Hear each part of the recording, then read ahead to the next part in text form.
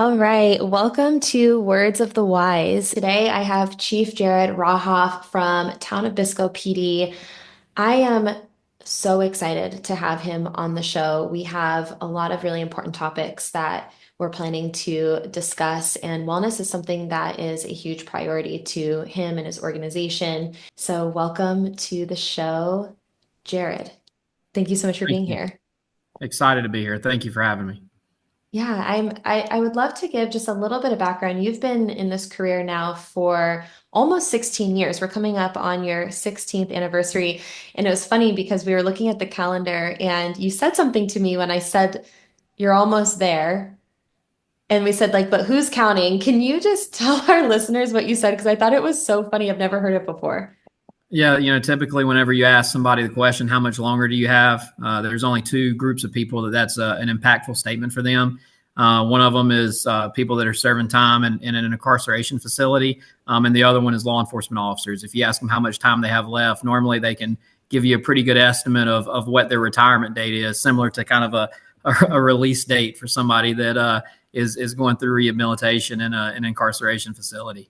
100%. I thought that was so funny because you do. Anytime you ask someone like how much time do you have left and it's down to like the hour, the minute, the second and you're like yeah, it's like inmates and cops are the only two people that know the exact date. So I thought that was really funny. 16 years in this career path. Can you give our listeners just a little bit of background on what you've accomplished over the last 16 years? Sure. I'm the police chief of a small town, town of Bisco in North Carolina. Prior to that, I came from a much larger agency, one of the largest agencies in the state of North Carolina. Started there in 2009 and kind of went through the ranks there. Started out as a patrol officer. I grew up in a Section 8 housing area in North Carolina with a single parent. There was some substantial drug use in my family growing up by my parent.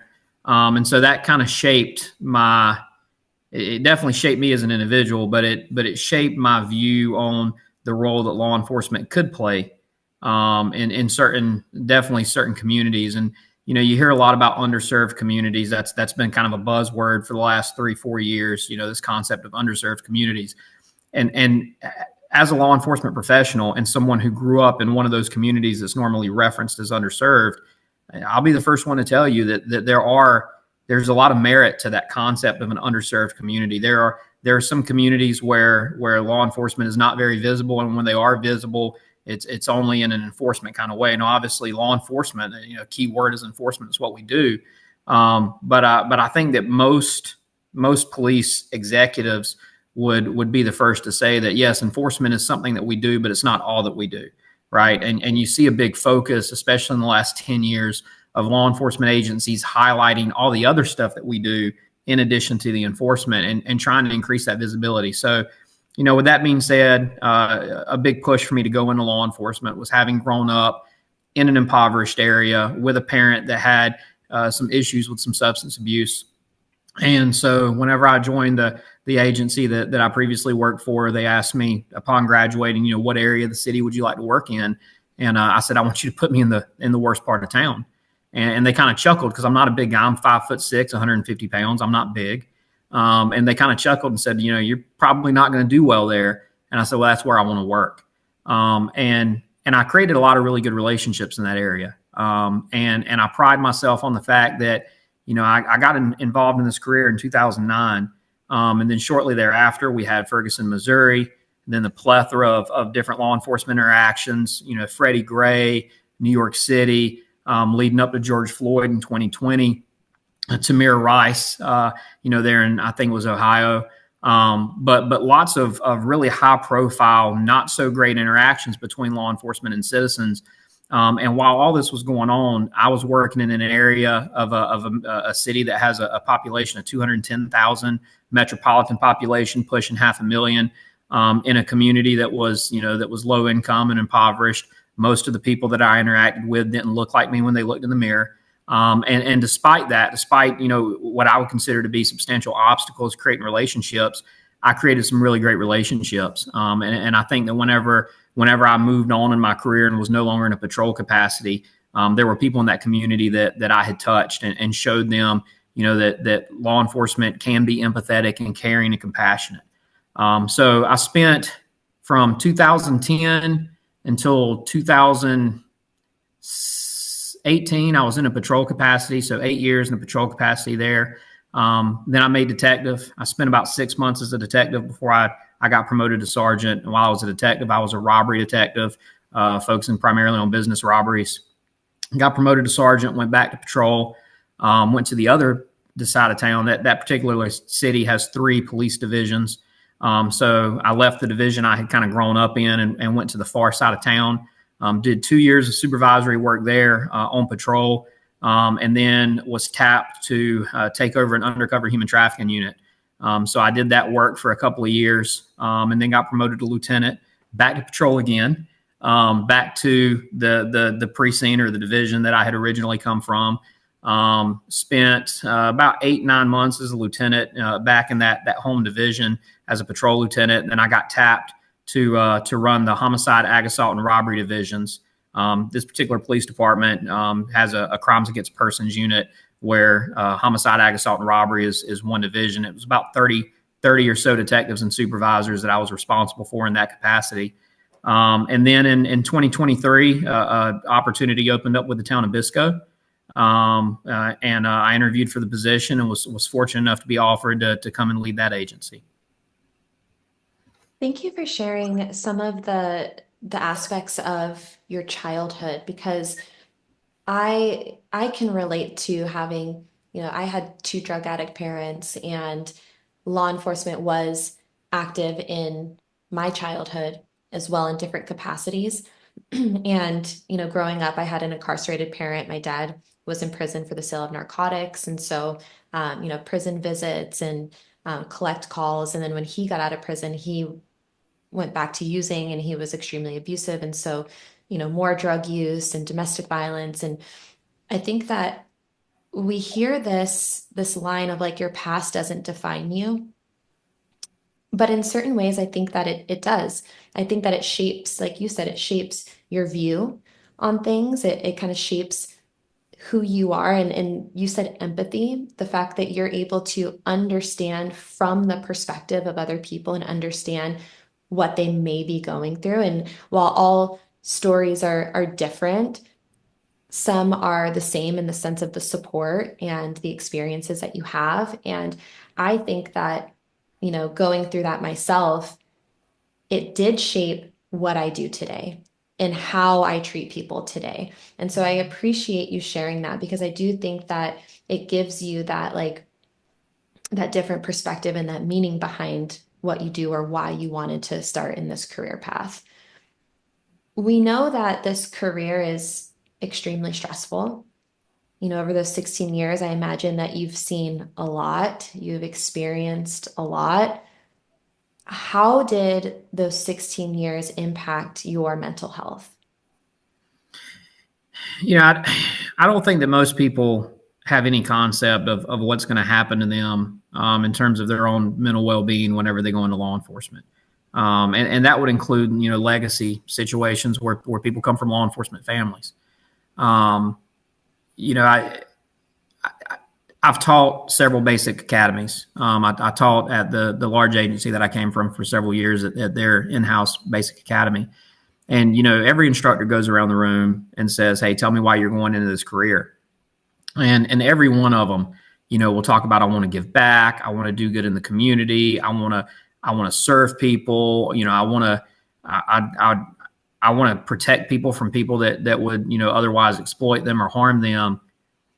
And we know from studies that have been done in law enforcement, there's a really, really good one out of New Jersey that I've cited in a class that I've taught on community policing, that alienation is something that officers go through pretty quickly in their career, where they start out day one like, yeah, I want to be out there, I want to do good, I want to be a positive influence in the community and do these great things, and then 2, 3, 4 years in, they don't really want to leave their house on their days off, right? I remember there's a pretty well-known instructor that came and gave a speech on mental wellness fairly early in my career.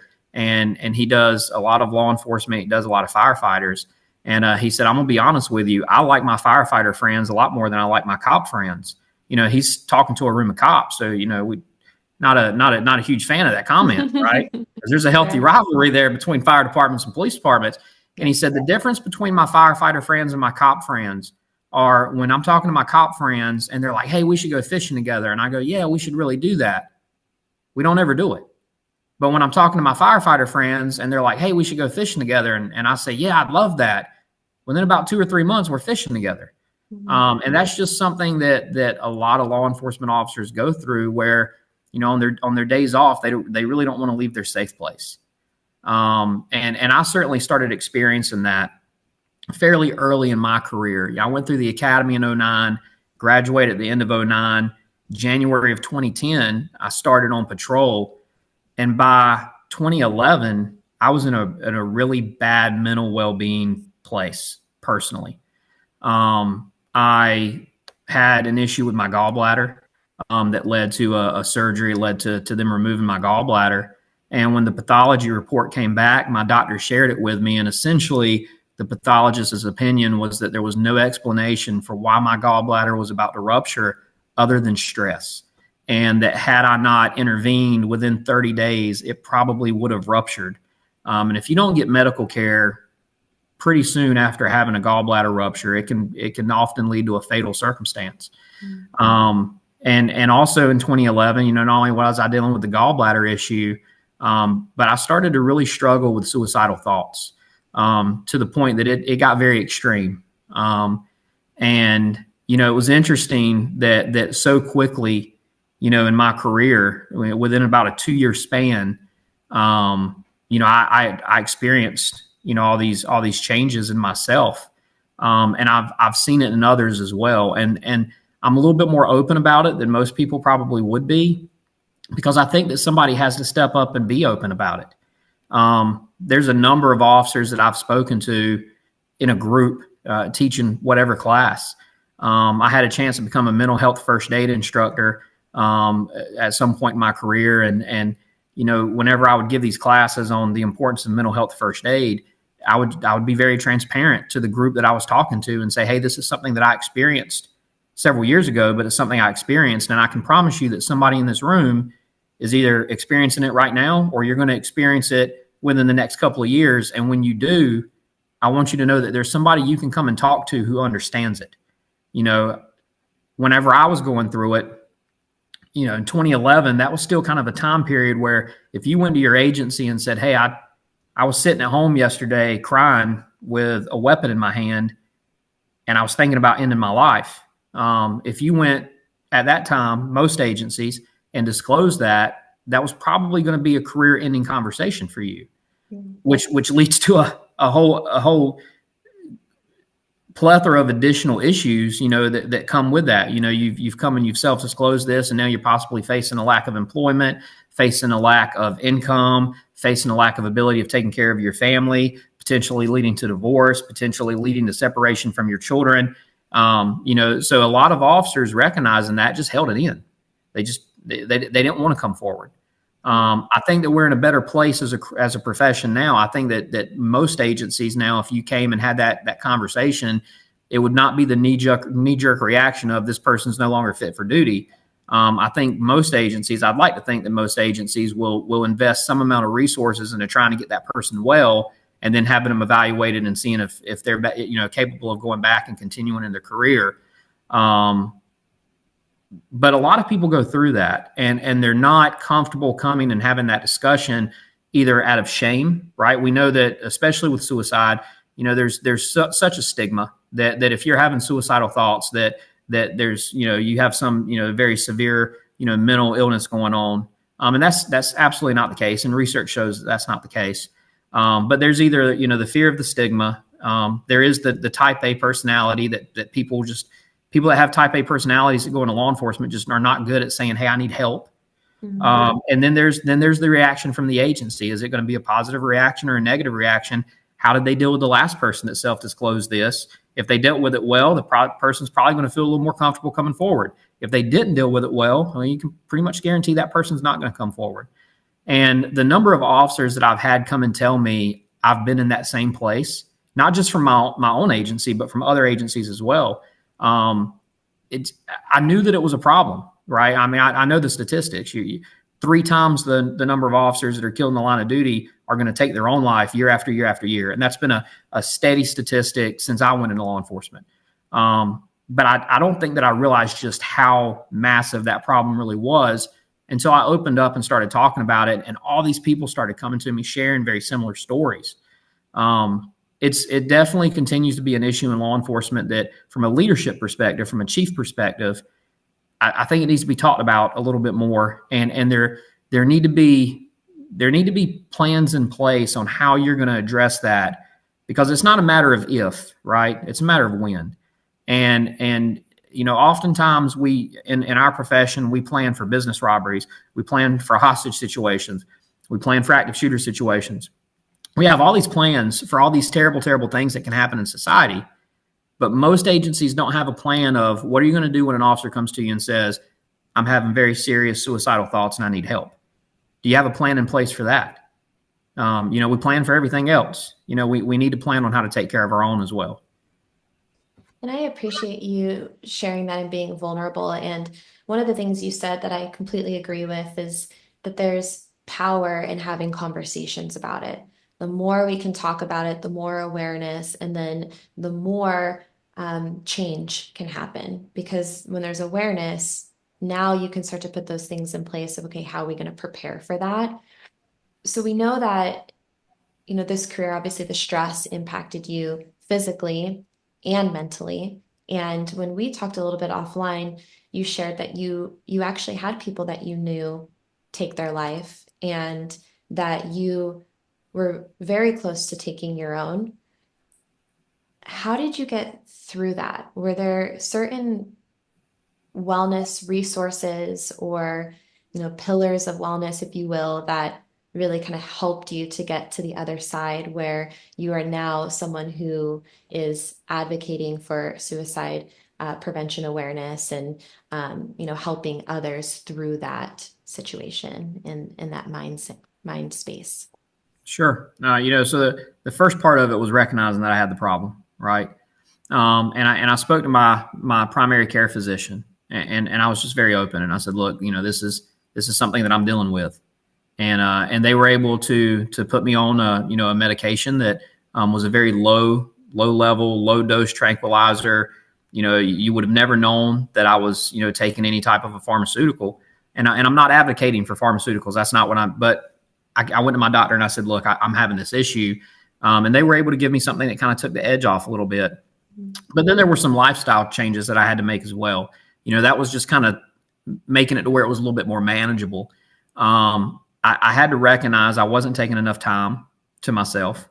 I wasn't taking enough time off. And when I was taking time off, I was staying in my safe place. I was, staying in my house, trying to hide from society. And I had to go and start doing things that I enjoyed. And then I got involved in a lot of the community events that we engaged in. That was something that I had not previously kind of submerged myself in. And then, once I started getting in a better mindset, whenever the department was having this community day or this national night out event, I got very involved in Special Olympics fundraising. I found Special Olympics fundraising to be incredibly therapeutic to me. I don't know how anybody could be around Special Olympics athletes and not receive a reward of being able to interact with those individuals and seeing, what wonderful individuals they are. And so that was very helpful to me. But I think a big part of it is, okay, I have this issue. And then the only way to deal with it is I'm going to have to change my environment a little bit. Right. And I kind of liken it to, and I've had this conversation with people before. I'm like, imagine a bucket, and your job is to put dirty water in that bucket. As law enforcement officers, and it doesn't matter whether you're in a city of 1,900 or a city of a million, we see the same stuff. You see it in a higher frequency in the larger locations. Obviously, there's more of a statistically it happens more often in larger cities, but you still see it in small communities too. And when you're in a career field where the majority of what you deal with is just bad, just bad all the time. You're putting dirty water in that bucket constantly. And if that's all that you're putting in that bucket, at the end of the day, you're going to have a bucket of dirty water. But, if you do some things throughout the day, throughout the week, throughout the month that are clean water, and you're diluting some of that dirty water, at the end of the day, you still have a bucket that's kind of murky, but it's not as dirty as it would be otherwise. And so you have to kind of purify and cleanse, these things that you're dealing with professionally with other things that are happier, that are better. One of the things that I do now, as the chief where I'm at, we have a very beautiful municipal park. And on a fairly regular basis, I'll go to the park and I'll just pull up and chat with kids, throw a basketball with them, go over to the merry-go-round, give them a couple of spins on it, introduce myself to them, shake their hands, give them high fives. And it takes 15 minutes, but that 15 minutes is very therapeutic. There was a relationship that I built at my previous agency. Again, I worked in a very impoverished area, and I'd had to charge someone with a crime. And they needed to be charged. But I also wanted to be sure the person was okay after being charged. So I went back after the weekend and knocked on the door, to have that conversation with them, say, hey, look, we've had this issue. This doesn't have to be, this doesn't have to be a significant obstacle in your life. You can get past it. Here's some strategies for getting past it.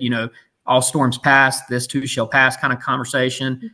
Just words of encouragement. Well, unfortunately, the person lived in Section 8 housing, so once they got arrested, they got kicked out. And so I'm knocking on the door. Well, the lady that at the apartment kind of behind me said, officer, she moved out. She was forced to move out. And so I went over there and I was talking to this lady, and I was talking to her. Her daughter came out, and her daughter was about 6 years old. Very obvious that she had a very high opinion of law enforcement. The little girl did. And so once a month, I would go by that apartment and just pull up in the parking lot, knock on the door, see if she was home, say hello to her. And it eventually got to the point where when I'd pull up in the parking lot, before I could get out of my car, she's running through the door. And she obviously, she loved whenever I came to visit to say hello. And so if I was having a really bad day and I could tell, like, man, I'm just having one of those days that, everything seems to be going wrong, I would find 5 minutes to pull into that parking lot and go say hello to this family, because I knew that those 10 minutes of interaction with that young girl was going to give me that reminder of, there are people that really love having us in the community and what we do. And I don't know that a lot of officers develop those relationships or take the time to get out and interact with people that are thankful for them. And I've told people multiple times in my career, if all you do is answer 911 calls and stop cars, you're probably not going to hear thank you a lot. Most people, when they get stopped by a cop, to include myself, they're not going to be like, oh, I'm so thankful that you stopped me today, and now I have to interact with you and possibly get a citation I'm going to have to pay at the courthouse. This is the best day of my life. That's not a normal response to that, right? And we know when people have to pick up the phone and call 911, they're dealing with something that's probably one of the worst things in their life. Definitely one of the worst things of their year, or they wouldn't be picking up the phone and calling 911. Those people are not, going to be overly thankful. They may thank you at the end for whatever it is whatever service you perform, but it's a thank you for dealing with this bad thing, not a thank you for just being who you are. And I think officers need to balance that amount of time that they're engaged in enforcement with just go out in the community and walk around. I've never walked up to have a conversation with somebody in a non-enforcement capacity and ever had them tell me, I don't want you talking to me. Most people, if you walk, hey, there's nothing wrong. I'm just walking up to introduce myself. I work in your community. Just wanted to get to know you a little bit. Wanted to introduce myself. I've never had somebody tell me get away. People, there was another study that I read once that said that like 78% of citizens that responded to this email, it was a Gallup survey. So, a pretty legitimate organization that did the survey, but 78% of the respondents that responded said, we would love to have a conversation with a law enforcement officer in our communities. There's a wide variety of media that law enforcement is exposed to that tells us society doesn't like you. Mm-hmm. I would say that, and all you have to do is look up confidence levels in law enforcement. The vast majority of American society still has a lot of respect for our profession. They're just not the ones that are the most vocal on social media or the ones that the news stories normally get written about. And so if all you do as a law enforcement officer is stop cars, go to 911 calls, read negative social media, and watch the evening news, you're probably going to get put in a pretty bad mindset fairly quickly. But if you offset that by walking around in the community that you serve, or getting involved in community events that your department's doing, you're going to find out very quickly that there's a lot more people that are more supportive of you than you realize. I've always found it interesting that when an agency has a community event going on, oftentimes they will have trouble staffing that community event with volunteer officers, right? Mhm. If you had a volunteer, if you had a tactical operation that was going to involve, a very serious drug dealer, very violent person, trying to get them out of the community, and you said, hey, we're asking for 10 volunteers to help us with this, officers will be tripping over themselves trying to get involved in that operation. But if you have an event and you're like, hey, we're going to go out here, we're going to show a movie, we're going to pop some popcorn, we're going to sit in the grass with some kids, and we're going to watch the newest Disney movie, this is what we're doing today, we need 10 volunteers, you might get two hands raised, right? And I get it. I understand. Cops become cops for a reason. They're wired a certain way, and these are the things that they signed up to do and they enjoy doing. But we should also place an equal amount of value on just being there and just Mhm. being with the community and showing them, that we're a support element. Law enforcement is a community support element, and I think that officers need to work on getting out of that constant tactical, hyper vigilant mindset and give themselves the abilities, create their own opportunity, not to completely let their guard down, but to not have to be so tuned up all the time, and bring that stress level down a little bit, and see a little bit, see a few more smiles and a few more thank yous and a few more handshakes, because that allows you to deal with the stuff at this level a little bit better. And I think that's huge. And I love the advice of like,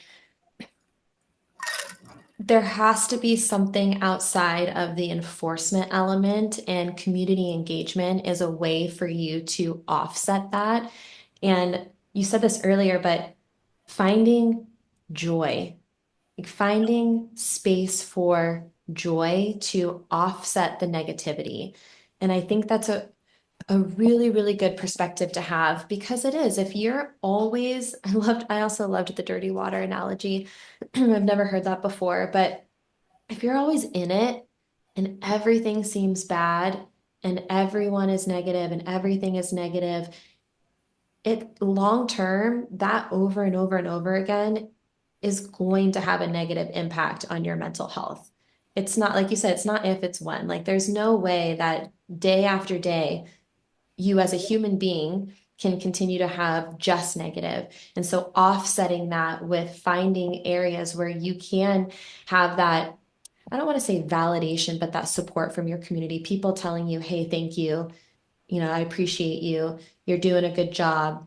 Having interests outside of the career, like you said, Special Olympics, where you get to work with other people, where that brings you joy outside of the job, I think is really, really good pieces of advice. So I really appreciate you sharing that, because I do think that it becomes kind of a spiral, where you feel like you can't dig yourself out when everything seems bad. And it seems to me that you had the awareness to kind of pull yourself out yourself, that you didn't really have the support of the organization, or maybe you didn't feel safe to go to the organization when you were dealing with suicidal ideations and, high stress. And you had the awareness to say, okay, I have a problem. How can I seek help? And you kind of took those steps, and you found those areas of joy and support. How does that experience of maybe not having the support you needed, or not feeling safe enough to seek support within your organization, how has that impacted the way that you lead now, and the resources that you offer within your organization? Sure. So, and in 2011, at that time that I was working for that organization, there definitely was not a lot of support for officers that were struggling from a mental wellness perspective. Fast forward to 2013, a chief came in who was big on that, Mm. and he made that a priority. And in large police organizations, I don't care whether you're in North Carolina, California, Washington, or Florida. In a large police organization, what is important to the chief is important to everybody else, because they recognize, I've got to impress this person, if I want my career to progress upward. And so it's really nice when you have a chief that comes in and says, "Hey, this is now one of our priorities. And if it wasn't a priority for you before, it is now because it's a priority of mine." And they created a chaplain program, which I'm a big advocate for. They created a peer support program, started sending officers to critical incident stress management training. And I've been through that training myself, and it's a phenomenal program. If you're a law enforcement executive and you're listening to this podcast, please look up critical incident stress management debriefing programs. It's free training. You need to send some of your people to it. But then all of a sudden there was this focus. And I started seeing officers, voluntarily coming forward and saying, "Hey, I'm having a problem. Maybe it's not as severe as mine was in 2011, but I can see that I'm tracking in that direction, and I need some kind of an intervention." I'm a huge advocate for peer support programs. Now, just about every organization, city, county, state, has an EAP. And I'm not making any negative or derogatory comments about EAP, but largely people don't trust EAP. And the reason why is because at the end of the day, it's a paid service that is affiliated with the town, city, county, or state that you're employed by. And so, they say it's confidential, and to be sure, I'm sure that, to a large degree it is, but it's still a direct service provided by the employer. And so there's always that, well, how much are they going to share with them, right? And so you find EAP is great to have it, and I certainly am not telling anyone not to use EAP, but just understand, as an agency head, if nobody's ever told you this before, people don't trust your EAP. You need to have some options outside of EAP. And peer support programs are really, really good for medium to larger agencies. Peer support would probably be, my police department is 10 officers. It's a small PD. If I had a peer support program, I'd one officer in the agency for the 10, people probably wouldn't feel super confident going to that one person, right? Because it's too small of a network to sit down and say, "Hey, I'm having these struggles," right? But for a medium to larger agency, peer support is great, because the chances are you do have some individuals in your organization of a lower rank, or maybe no rank, who are just highly regarded in the agency, right? We know that informal leadership is a thing. You have somebody in your organization with a slick sleeve, meaning they don't have any rank, that is just highly regarded by the rest of the officers as the epitome of professionalism. Those types of individuals, if they volunteer to be peer support, they've already got that influence with the individuals in the organization. People already feel confident in that person, the type of person they are, their personality, their skill set. And I found that people were much more likely to use peer support than they were EAP. We're fortunate in North Carolina to have an organization that provides 100% free counseling to any law enforcement officer in the state of North Carolina, and it's not affiliated with any certain agency. It's actually a part of the North Carolina Department of Public Safety. It started as a state program, widely successful with state officers, and then they said, we're going to open this up to local and county officers as well. And that's something that I immediately brought, to the agency where I'm the chief now. And I've had some success with it. I think that there's a lot of stigma. There's a lot of stigma with mental health. And we continue to see this across the American landscape. If you're riding your bicycle and you fall, you hit something and you fall and you break your ankle, nobody lays there with a broken ankle and says, maybe I shouldn't go to the doctor, because if I go to the doctor for this broken ankle, people are going to think I'm weak and there's something wrong with me. So I'm just going to deal with this broken ankle, right? But if you're going through a career in law enforcement and at some point you realize, man, I'm just really sad all the time, and I'm angry, and I don't know why, and I'm not happy, and I don't enjoy my job anymore, and I don't enjoy coming home anymore, and I'm just not the person that I was 3 or 4 years ago, maybe I need to talk to somebody and get some help. But I don't want to do that because I don't want my family to think I'm weak. I don't want my chief to think that there's something wrong with me. I don't want my coworkers to think that there's something wrong with me. So I'm not going to go get help. So you'll get help for a broken ankle, but you won't get help for a broken spirit. And at the end of the day, which one of those is more dangerous? Even without medical intervention, chances are your broken ankle will probably heal to some degree. It may not heal great, but it will eventually heal. But if you allow a broken spirit to go without some type of intervention, it's never going to heal itself. And the last time I checked, I've known a lot of people that have lost their lives to a broken spirit. I've never met anybody that lost their life to a broken ankle. I'm about to cry. Like I'm getting really teared up. I've never heard it put that way, and I thought that that was really well said. And I agree with you that we need to start normalizing mental health when you need help and treating mental health injuries as physical injuries. And that's something that has been brought up a couple times in different contexts, but I agree with you that if you get injured on the job physically, no one blinks twice. It's like, okay, what do we got to do to get you recovered? The tools, how do we, get you in working order so that you feel good so you can come back? And it's not approached the same way with mental health, with like injuries. Like you said, a broken spirit, that really like hit me when you said that, because you're right. It doesn't just heal itself. It doesn't just go away. You have to have the resources to be able to recover and to heal and to thrive. And if you don't have those resources, we know what that can lead to. So I really appreciate that. And I was like tearing up a little bit. So I need like a second to like take a breath. Yeah, we just started a chaplain program at my agency. I've been working on it, for about 9 months, and finally was able to put it into fruition. And again, a 10-man police department with 3 chaplains. Some people would go, man, that's a lot of chaplains for 10 cops. And well, the reason why is because not every officer I have is going to be comfortable with that same chaplain, right? Mm-hmm. And so I have 3 volunteer chaplains with 3 different personalities, 3 different backgrounds, and there is a direct relationship between spiritual wellness and personal wellness.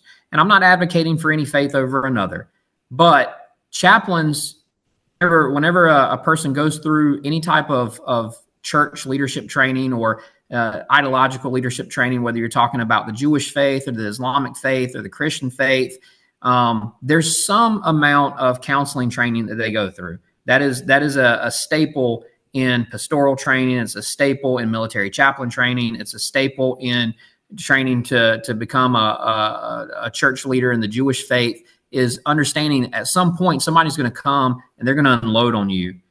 And that's your role now as a faith leader, is to be able to have somebody come and unload on you with problems they're going through.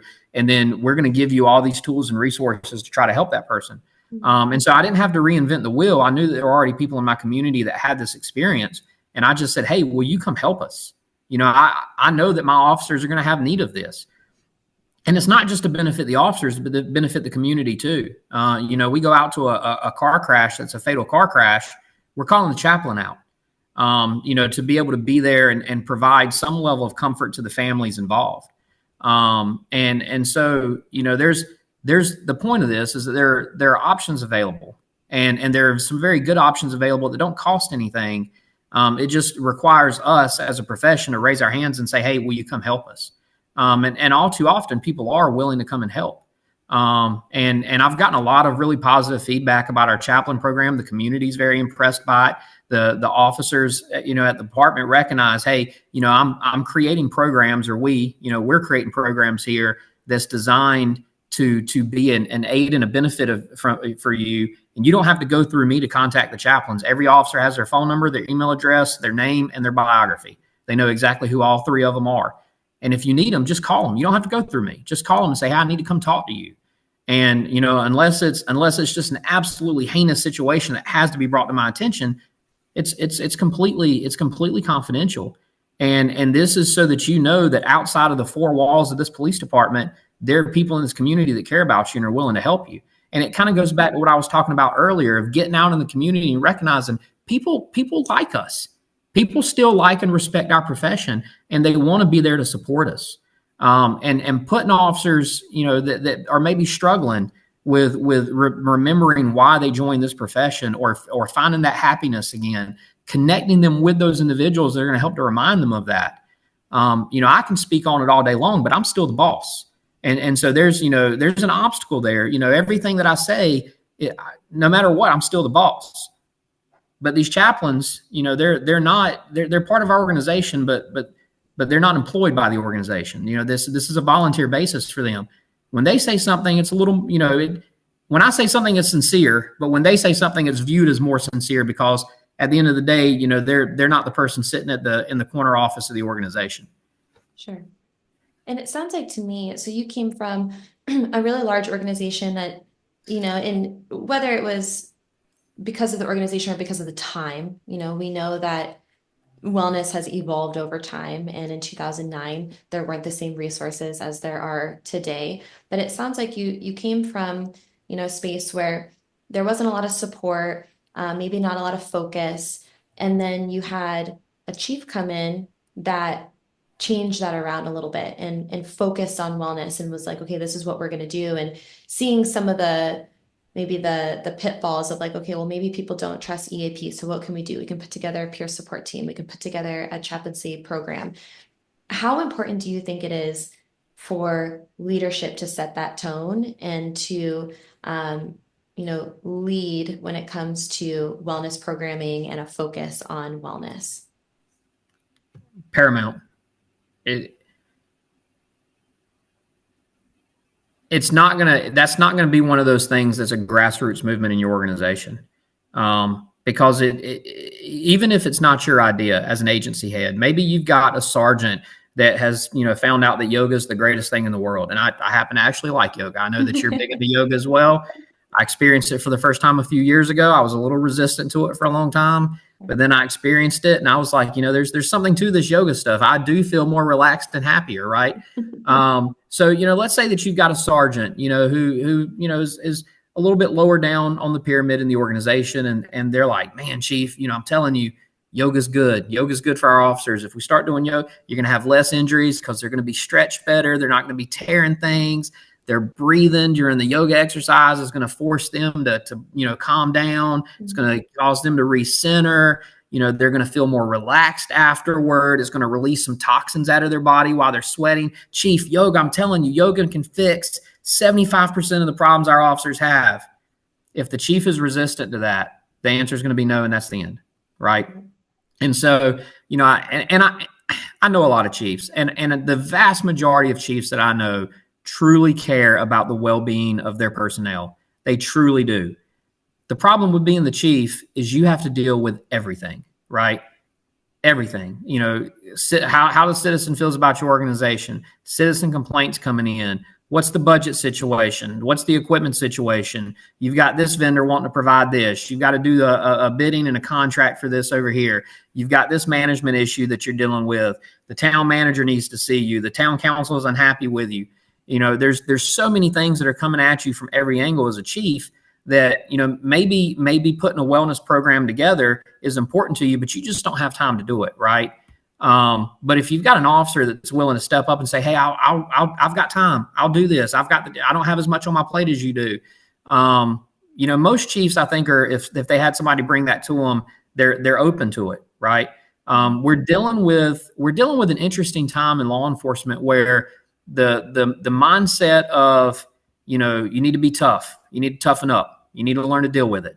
Okay. This is what we do. And if you're not cut out for it, then you're not cut out for it. That mindset is kind of retiring and it's going away.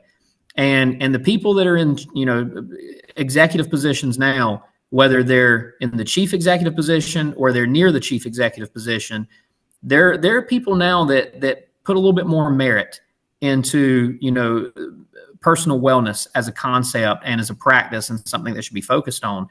And so I do think that naturally that's a problem that is fixing itself. And I think that 10 years later, conversations like this won't be occurring as to whether or not chiefs support it, but you're going to find unilateral support for it. The International Association of Chiefs of Police has been pushing individual officer wellness for a long time, right? 10 plus, 15 plus years. During the Obama administration, the 21st Century Policing Report that was published by the Obama administration, one of the 7 pillars that they talked about was officer wellness, right?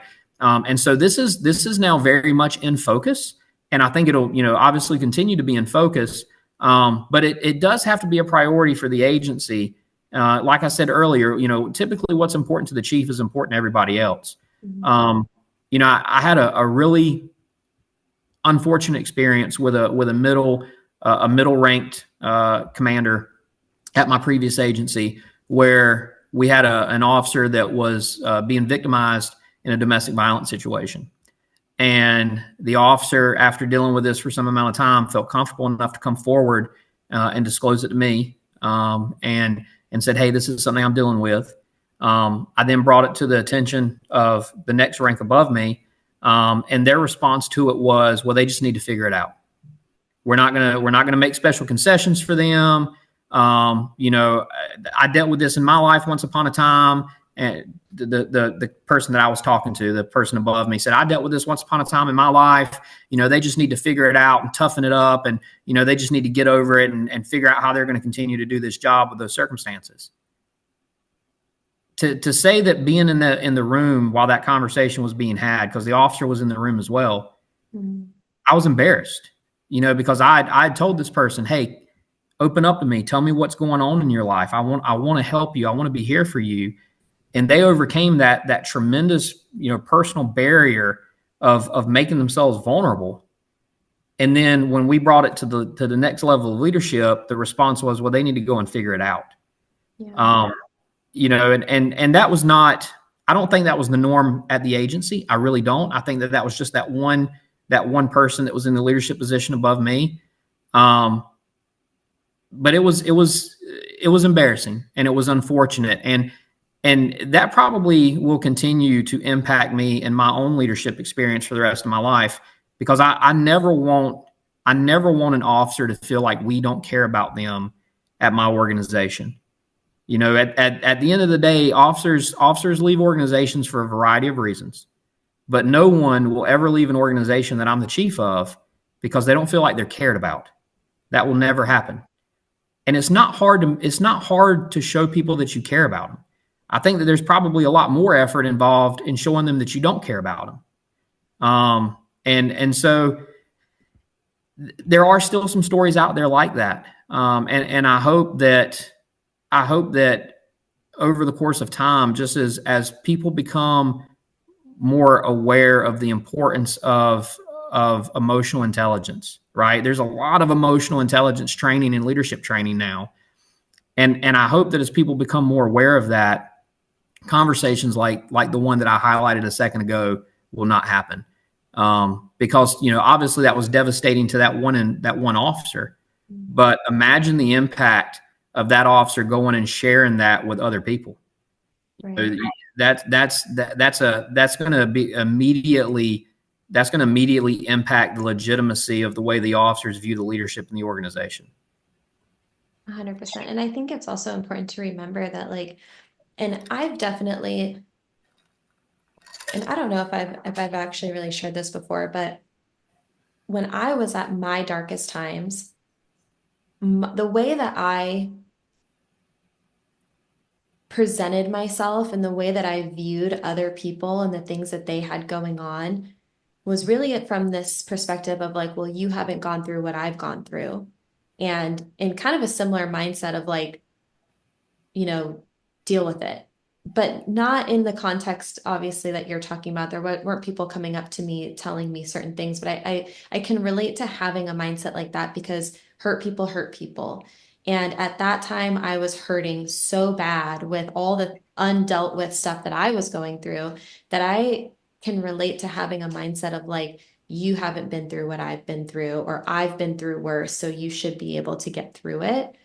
And it wasn't until I started really taking my wellness into my own hands and processing those things and dealing with those things that I was able to come back to a space of empathy and realize that it's not about me. It's about them. And just because there's something that maybe wouldn't impact me doesn't mean that it wouldn't impact them. And I think that's a really important thing to realize, especially in the context of wellness.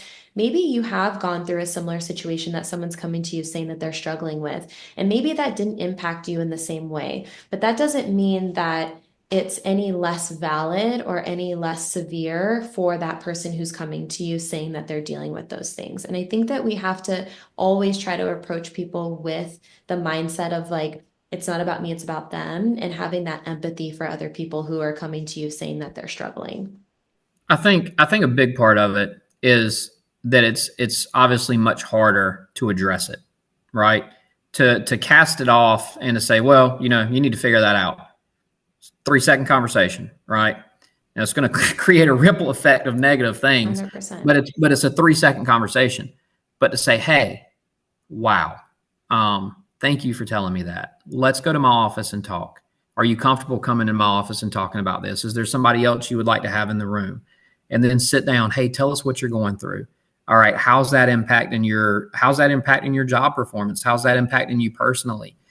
Do you have any recommendations for us as leadership on things we can do to help you with this? Okay, let's schedule a follow-up conversation a week from now. At that conversation, how are we doing? Are the things that we tried to put into place last week working? Are there things that aren't working that we need to pivot and try something else? Let's have a follow-up conversation another week from now. 6 months from now, you're still having little check-ins with that person, right? That's effort. Yeah. Leadership takes effort. Leadership, one of the best things I ever read was that leadership is a practice. Mm. It's a practice, something that you do. It's not a check the box. It's not a book that you read. It's not a thing, right? It's a practice. It's Yeah. going to require constant attention, constant focus. You're going to constantly have to work at it. You're not going to get it right every single time, but it's something that's going to require effort day in and day out. And it's something that you have to commit to. And I think that a lot of people get in executive positions because they're really good at management, but they're not good at leadership, right? And the easiest way that I can differentiate between the two is that management is task focused, leadership is people focused. And to be sure, you can move up in an organization pretty high just being good at doing the task or managing the task, but not being such a people person. But if you really want to be effective in your role in an organization, and not just policing, but any career, if you're dealing with people, you need to have some leadership skills and understand this is something you're going to have to work at every single day. And it's the people, the individuals that are people focused and have that emotional intelligence that are truly respected and truly do well in the capacity of a leader. And at some point, some people that maybe they're not as good at the people aspect have to be willing to say, hey, I'm not really good at this. Let me go try to get good at it because I do care. I just don't have the skills and resources I need to be able to really do those things that are expected of me in that kind of that people capacity and that caring capacity and that emotional. That's an unfamiliar world for me, but I need to be able to push myself into it. Let me go and get those resources. I try to take at least 2 leadership classes a year. I think I do okay at it based on some feedback that I've gotten from some people that have worked for me in the past. But I recognize that it's one of those things. Like I said, it's a practice, and I'm never going to be 100% proficient at it. And if I don't practice it enough, I'm going to start to have a degradation of skill. And I think that that's directly related to mental wellness and mental well being because it's dealing with emotions and it's dealing with problems. And we know that emotions and problems, typically when you start to see people struggling from a mental well-being perspective, it's emotional and it's problematic. I love that you said leadership takes effort and practice, and it's a skill set that you can learn if you're not great at it, that you can take classes and you can get there so that you can deal with the human element in a better, more effective way. And I also want to circle back because I didn't forget this. One thing you said earlier was you care so much about your people that you're putting in the effort and the practice to make sure that no one leaves because they don't feel like they're taken care of. And I think that every leader, I mean, I would hope that every leader would want to strive for that, that that would be a goal of everybody to say, hey, like, I'm going to do the things that I need to do to be a good leader for my people so that my people know that they're taken care of and that they don't leave this organization feeling like I let them down. I had a lieutenant at one point in time when I was a patrol sergeant, and at this particular time there were two patrol sergeants assigned to every shift, each district. So you had three districts, three lieutenants, six sergeants, right? But in my district, me and another sergeant worked together, and then the lieutenant was the head of the shift. And my co-sergeant went out with a surgery, and and it was probably about 2 or 3 days later, my lieutenant said, "Hey, have you called your co-sergeant and checked on him?" No, LT, I haven't. I've been busy. I've been busy doing double work running this shift. I've been task focused. I've been a manager. And the lieutenant said, you really should call and check on your co-sergeant. That's an expectation. And the next day I was at the hospital, spending time with my co-sergeant. And it was a gut check. It was a gut check moment. It was one of those moments where, I realized I thought I'd been doing a really good job doing double the work and taking care of the squad and making sure that everything was done that needed to get done.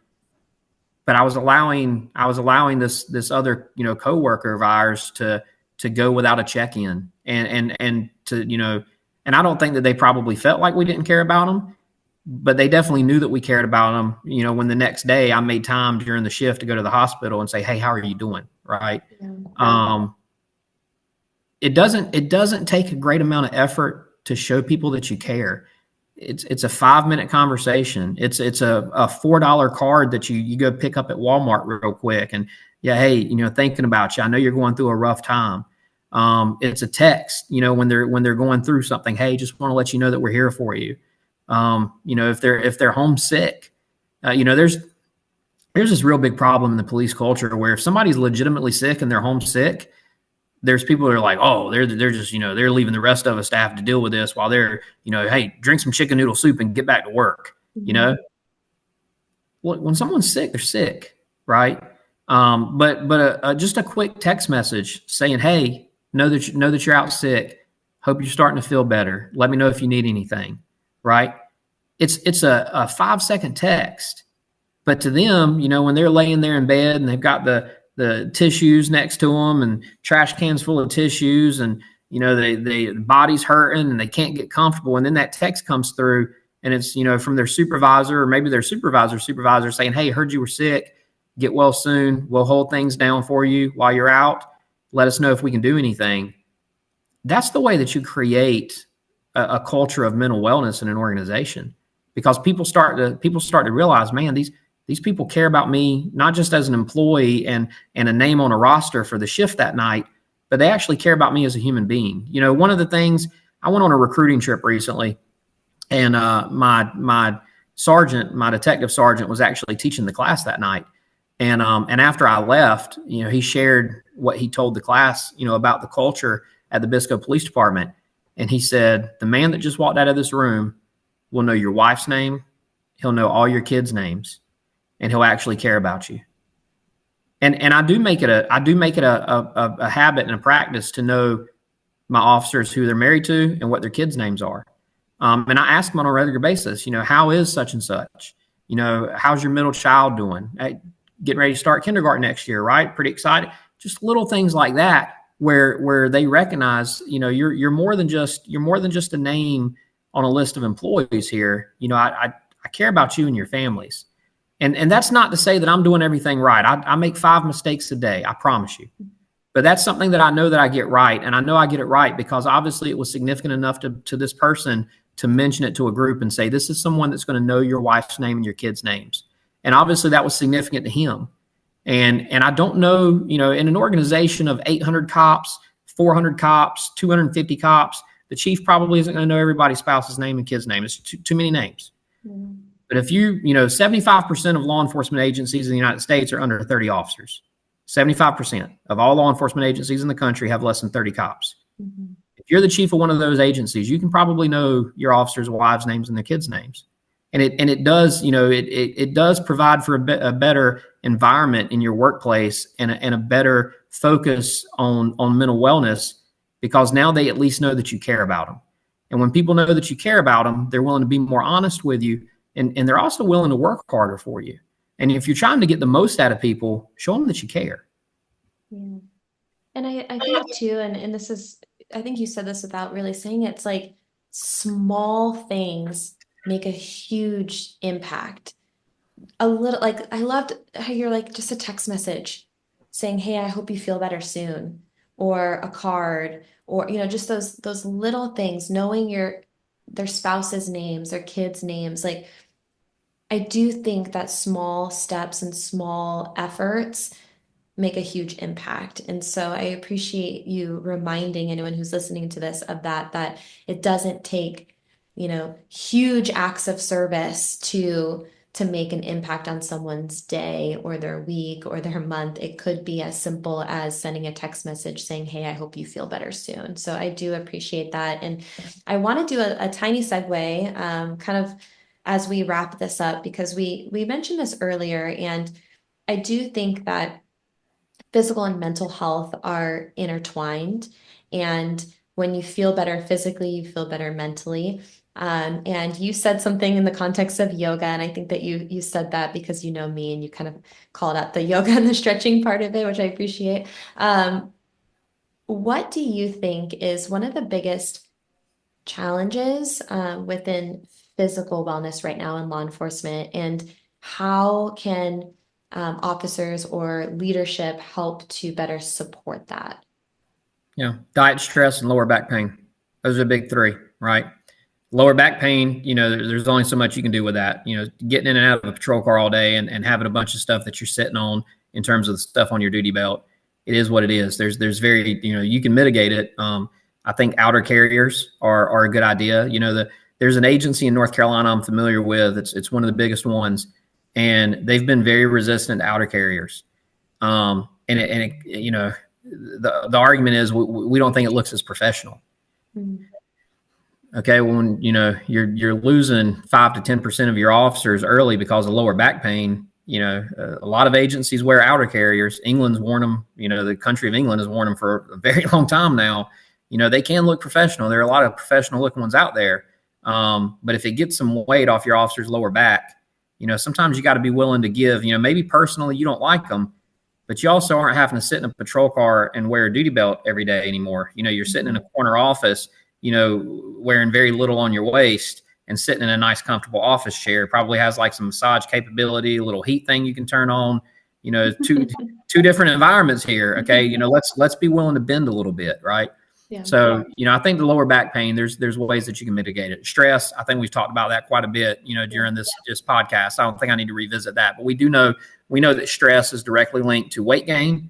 We know it's directly linked to hypertension. It's directly linked to the way that your body handles sugar. Stress can impact you in a variety of ways. I will share a quick story. Whenever I left the large organization I was at, now at that time they had started to move towards, a lot more focus on mental wellness, but I was in charge of homicide, ag assault, and robbery. And there was a fair amount of those types of crimes in that city. And I was just stressed by the nature of the position that I was in. We had an organization come in, University of North Carolina was doing a study, officers set up to volunteer, the officers willing to volunteer for it. The University of North Carolina sent some doctors in that took our blood, tested it for, a variety of different signs of, basically early death, things that they were measuring that is, typically indicative of a decreased life expectancy. And they tested my blood. I was 5'6", 145 pounds, pretty decent shape. And the lady said, "I'm pretty sure you could have a heart attack right now. Like, you look healthy, but you are not healthy. You are far." Every level they tested was like, warning, this person needs medical intervention right now. And that was in June of 2023. In October of 2023, I left and became the police chief where I am now. And the following month, a month later, the insurance carrier for the town came in and had to do a physical fitness, like just like a physical, annual physical to maintain your insurance. And they measured the exact same levels with a blood test, a little fingertip prick. Measured the exact same levels. I still had the report from June of 23. So I get the report from this one and I start to go through them. And every single thing that was at risk of premature death in the June 2023 report was lower or in the healthy level in the November 2023 report. Now, I don't think that was my agency's fault. Okay. I'm not saying that there was anything that they weren't doing right. I was just in a high stress position there. And so I hadn't changed my eating habits, hadn't changed my workout habits, hadn't changed my sleep patterns, had changed absolutely nothing about myself other than where I worked. And all of a sudden, all those levels started to come down. Right. And so and it was all a factor of stress. And so the point of this is not to disparage anything the previous agency was doing. I think that they were making a lot of steps in the right direction, but it's just the fact that stress can have that level of an effect on you. Mm-hmm. And then obviously weight, I kind of chuckle, and if she ends up watching this, she's probably going to be mad at me. But I had I had a detective that worked for me at one point in time, and her and I spent a lot of time together. And when I would park somewhere, I would always park as far away as possible to have to walk up to where we were going. If we were going to a restaurant for lunch, if we were walking into a Walmart to do something, if we were going to a meeting at a government building, I would park as far away as possible. And one day she was like, "Sir, why do you do this all the time?" She didn't want to walk. And I said, "What forces me to walk? Forces me to get steps in." I think like most Americans, I wear the watch that, keeps all these metrics on my day. Right. And I can tell, days where I get more steps in, I'm healthier. I feel lighter. I have more energy. My weight is more aligned with where I want it. And it's just something as simple as taking steps. Right. Yeah. The previous department that I worked in had an elevator. I never took the elevator. I always took the steps, always, no matter what. Unless I was carrying something really heavy, I always took the steps. And the reason why is because I knew that going up and down, if I had to go up and down those steps 12 times that day, it was a lot better than 12 times standing in an elevator. And it forced me to get some level of exercise in, especially night shift officers, right? Where you're up all night. Your body is, human beings are not meant to be nocturnal. We're just not. It's not the way that we were designed by however we were designed. Whatever your belief is, we were not designed to be nocturnal. Our eyes work better during the daytime than the nighttime. We sleep better during the nighttime than we do the daytime. It's very clear that we were engineered to be daytime creatures. When you're a nighttime officer, it throws so much out of whack in your body. And there's very few food options available. And if you're not meal prepping, and you're reliant on the McDonald's of the world or the 24/7 milkshake and cheeseburger joints of the world to keep you satiated, that's not the best food that you can eat, right? And you eat what you have to. Probably make some time to meal prep and take lunch with you, but just in case you don't, you're going to have to offset all this stuff that you're taking into your body with some kind of a workout routine. And it doesn't. I don't work out every day, and I'm not a high intensity guy. But I do make sure I get my steps in. And, at the age of 42, I think I'm doing okay with a 30-inch waist. But the point is, I plan for those. I force myself to have to walk. I get up. I never try to sit at my desk longer than an hour and a half at a time. After about an hour and a half goes by, I get up and I walk over to town hall, or I walk around my building. If I have to take a phone call on my cell phone, I make it a point to take the call outside. And everybody that works with me knows if the chief is on his cell phone, he's going to walk outside and walk around the building and just start walking laps. And the whole purpose is I can have that same phone call moving as I can being sedentary. And I recognize that I have more of a sedentary position now. And I have to offset that with making plans throughout my day to force myself to move. And I think that these are these have probably led to better wellness for Americans overall than any invention in quite a while, because it starts to annoy you if you're not moving around, right? If you have it set to do that, it'll start, vibrating your wrist until the point you can't deal with it anymore. And you're like, fine, I'll get up and move around. My wrist. But it does remind people you've been sitting for a long time. Let's get your heart rate up a little bit. Let's take some steps. Let's stretch your body out.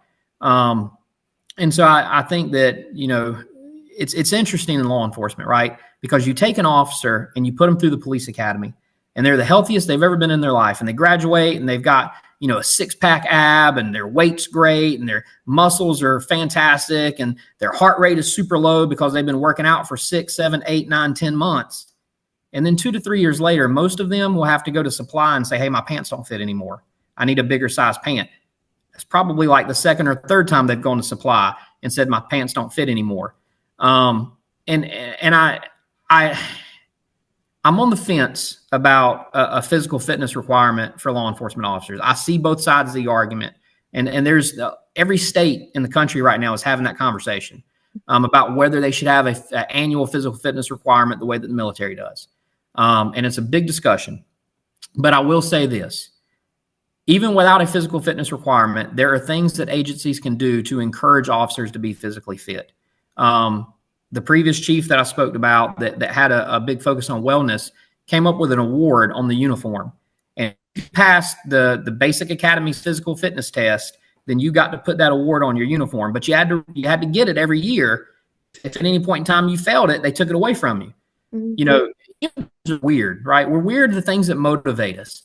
I'm not going to go exercise to prolong my life and reduce my chance of heart failure But I and want heart that attack. pin. But if you offer me a pin to put on my uniform, man, I'll work out every day, Chief. Right? Right. But it was a really good idea, and we did see officers taking advantage of that and getting themselves in shape.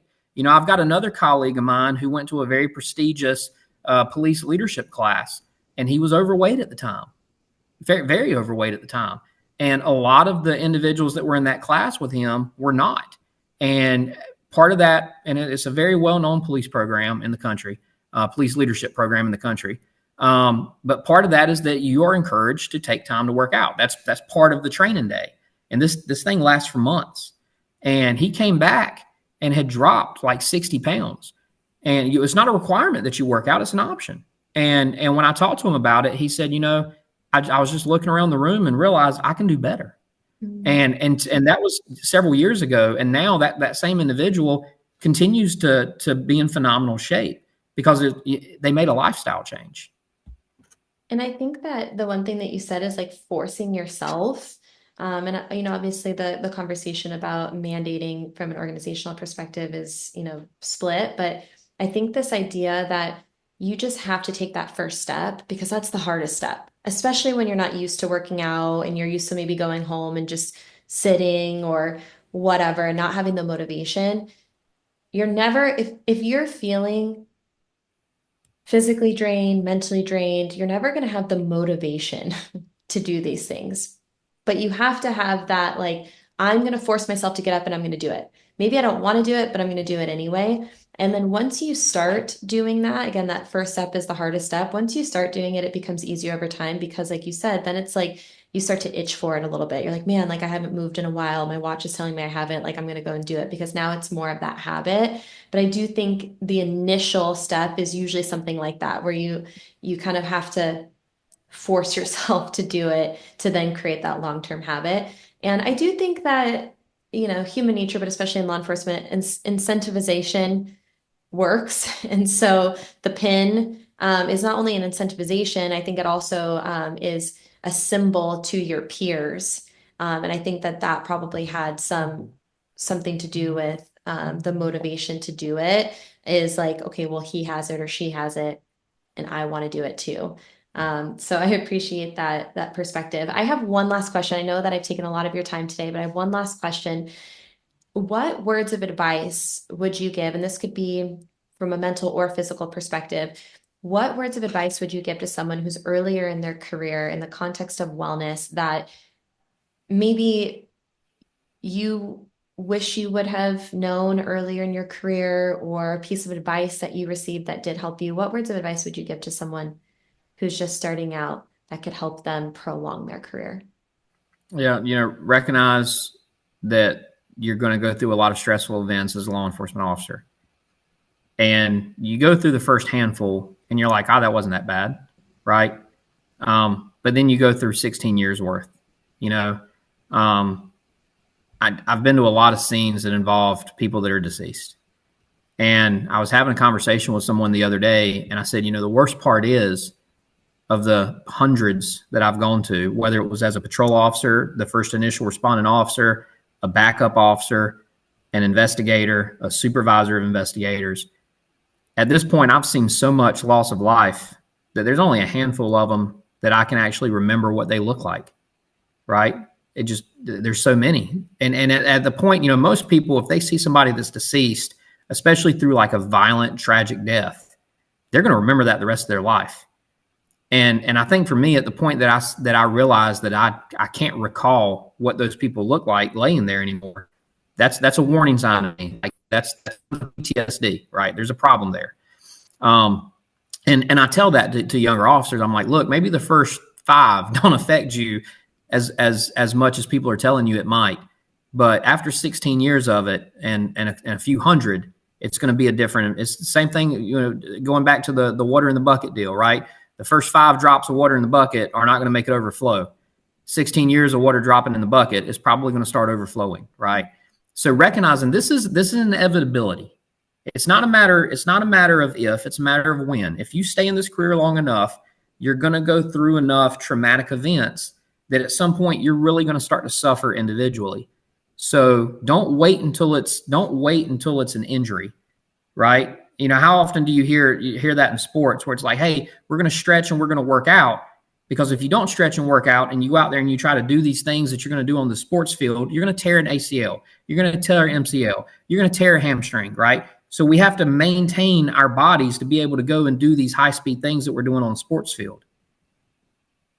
You're going to see so much trauma as a first responder. It doesn't matter whether you're a cop, firefighter, a paramedic, or an emergency room nurse. You're going to see so much trauma in your career that if you don't start personally training yourself to be able to deal with those things now, at some point you will suffer an injury. You will suffer a wellness injury. It will happen. And go ahead and make those plans now that I'm going to maintain whatever it is that makes me happy, right? I do think that, and science has shown it, there's a lot of benefit to working out, and you don't have to work out to run the Boston Marathon, right? You don't have to work out to be a bodybuilder. Just move your body, just be active. Yoga, low intensity, great workout. Some people really get out a lot of weightlifting. Some people really get a lot out of running, but find something that you enjoy doing that causes you to move your body. I hear that pickleball is really fun. I'm thinking about taking it up. Okay. But find something that causes you to move your body and don't stop doing that, because there is science that shows, and you would probably be able to speak more than I do, of all the chemicals that are released in the body when you work out that give you a wellness feeling, right? Don't be embarrassed when you start to feel overwhelmed. Everybody feels overwhelmed. Doctors at times feel overwhelmed. Surgeons, emergency room nurses at times feel overwhelmed. Your command staff at times feel overwhelmed. It's okay to say, hey, I feel overwhelmed. Find somebody that you trust. As the chief of police, the person that I trust the very most in this world to give me the best advice from a colleague perspective has no formal rank whatsoever. They've been doing this 4 years longer than me, probably the smartest person I know. And to this day, if I'm having, and I don't work with this person anymore. I did. We work at 2 different agencies still in the same state. But to this day, if I'm going through something and I just don't know how to navigate it, that's my phone call, right? Have a person. Find a person early on in your career. Have a person that you can reach out to and call. If it's somebody outside of your organization, even better, because then you don't have that in the back of your mind of, is this going to get out, right? We go to a lot of training, and I don't care if you're a cop in California or North Carolina, you're going to go to a lot of training involving other agencies. Sometimes you're going to be at this training for a week, sometimes a month, sometimes longer. Find somebody in that training that you kind of can see like, hey, me and this person we have a lot of similarities. We probably could be pretty good friends. Become that person's friend. Friends matter, right? This whole concept of no man is an island. As a cop, You can't be an island. If you try to be an island as a cop, you will eventually implode. And when you look at people's careers, and I've taken a few classes where we've done this, where we take a cop that just did something that was a career-ending event for them, right? And then you start going back in that cop's life and looking at all the things that led up to that event. A lot of times there's a lot of self-isolation going on there. And if you self-isolate long enough, you could be the strongest human being on the face of the planet. But if you're self-isolating and you're compartmentalizing and you're not talking about your feelings and you're not talking about what's going on inside of you, eventually you will implode. It will happen 100%. And that's going to end your career. In some cases, it may lead to incarceration for you. Okay. You don't want to implode when you're in a struggle with somebody you're trying to arrest. That's a bad moment to decide to implode, right? And we've seen that play out in the national media a few times now. So find somebody that can be your person, that this person will be there for me no matter what. I can tell them exactly what I'm going through. If they don't have words of advice, they'll at least listen. And sometimes just talking about it is therapeutic in and of itself. But the biggest thing that I hope people get from what you're doing in your life is everybody needs some level of help. It doesn't make you weak. It doesn't mean you're not cut out to be a cop. It means that you're a human being. And human beings are meant to have help. If you look at the history of humankind, we have always lived in groups. We've never been solitary nomadic individuals. We're not lone wolves. That's not human history. The reason why humans have always surrounded themselves by other humans is that we need help. We need personal contact. And it's okay to be human. Nobody's going to go into this career, put on a uniform, become Superman. It just doesn't work that way. You're still a human being wearing a uniform that has emotions and has needs. And from time to time, you're going to need somebody to support you and pick you up, pat you on your back, tell you they care about you so that you can continue to move forward and do the things that we do in this profession. Thank you. Those were excellent words of advice. And honestly, I know I took a lot of your time today, but I've really, really enjoyed this conversation. I've loved everything that you've had to say about mental and physical health. And I really do appreciate you coming on and being a part of the conversation and trying to spread awareness in the wellness space. So thank you so much for your time. Paige, thank you. Take care. You too. Thank you.